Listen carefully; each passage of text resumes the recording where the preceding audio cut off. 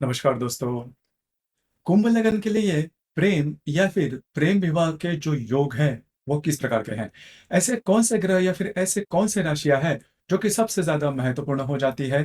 प्रेम या फिर प्रेम विवाह होने के लिए कौन से प्रकार के जो योग है, जो कि सबसे महत्वपूर्ण हो जाते हैं? सभी के बारे में डिटेल में चर्चा इस वीडियो में हम करने वाले हैं।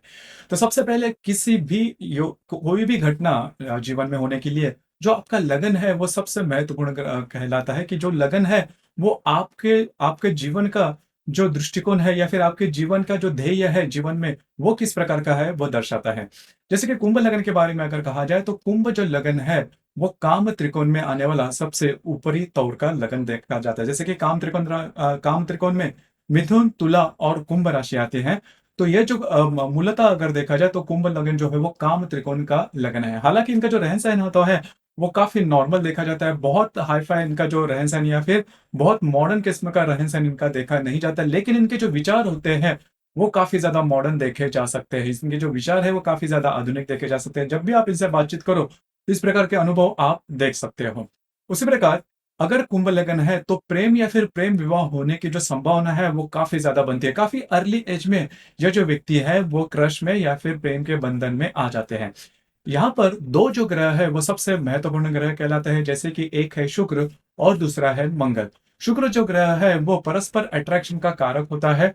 शुक्र यदि आपका कुंभ लगन है और यदि शुक्र मेष, वृषभ, मिथुन, अ, सिंह, तुला, वृश्चिक, मकर या फिर कुंभ लगन में हो गया, फिर कुंभ राशि में होगा, तो ये मान के चलिए कि वो जो व्यक्ति है, वो क्रश या फिर प्रेम में आएगा ही और काफ़ी अर्ली एज में आएगा।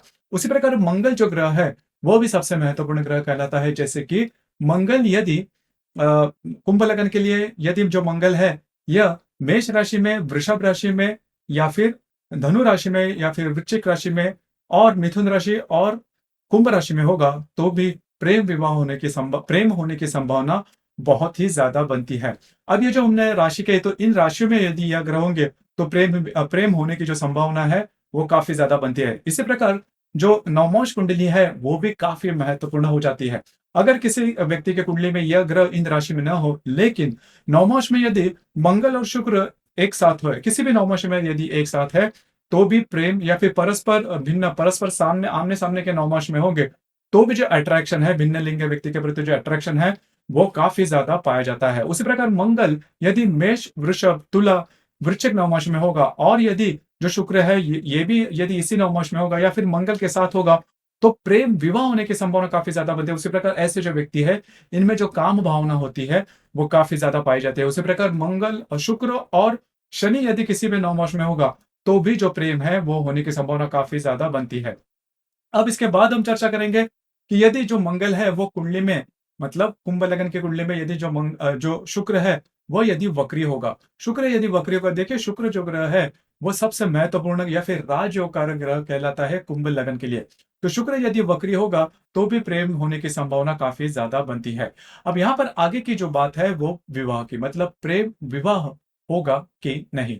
जैसे कि जो प्रेम विवाह की जो बात है या फिर विवाह की सबसे महत्वपूर्ण बात है, वो तय होती है सप्तमेश से। तो कुंभ लगन के लिए जो सप्तमेश है, वो रवि है। तो रवि यदि आपके कुंडली में भाग्य भाव में होगा, दशम भाव में होगा, लाभ भाव में होगा, लगन में होगा या फिर चतुर्थ भाव में होगा या फिर तृतीय भाव में होगा, पंचम भाव में होगा, तो विवाह होने की या फिर प्रेम विवाह होने की संभावना काफ़ी ज़्यादा बनती है। अब ये जो रवि मैंने कहा कि इन राशि में होगा, उसी प्रकार मंगल या फिर शुक्र यदि मैंने जो पहले राशियाँ गिनवाई, उनमें यदि होगा, तो मान के चलिए कि प्रेम विवाह होने की संभावना बहुत ही ज़्यादा बनती है। उसी प्रकार इस शुक्र के साथ मतलब यदि कुंडली में शुक्र है और शुक्र के साथ यदि शनि होगा, युति में होगा या फिर प्रतियोग में होगा, तो भी जो प्रेम विवाह तो होगा ही, लेकिन जो विवाह होगा उसमें काफ़ी अंतर देखा जाएगा, आयु के मामले में या फिर फाइनेंशियल स्टेटस के बारे में या फिर एजुकेशनल बैकग्राउंड में या फिर सोशल इमेज के मामले में। जो डिफरेंसेस है दोनों में, जो फ़र्क है वो काफ़ी ज़्यादा देखा जाएगा।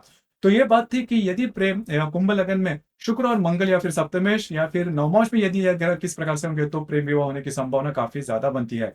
इसी की तरफ प्रेम विवाह के बारे में, प्रेम विवाह तो ठीक है, प्रेम विवाह हो भी गया, लेकिन विवाह सुख मिलेगा कि नहीं? इसके बारे में इसके आगे की जो वीडियो है, उसमें हम अपलोड अपलोड करेंगे कि प्रेम विवाह होने के बाद वो जो प्रेम विवाह है, वो सफल होगा कि नहीं? इसके बारे में आने वाले वीडियो में हम चर्चा ज़रूर करेंगे। आज का ये आपको वीडियो कैसा लगा? आपने किस तरह से अनुभव किया? नीचे कमेंट बॉक्स में ज़रूर कमेंट करना। धन्यवाद।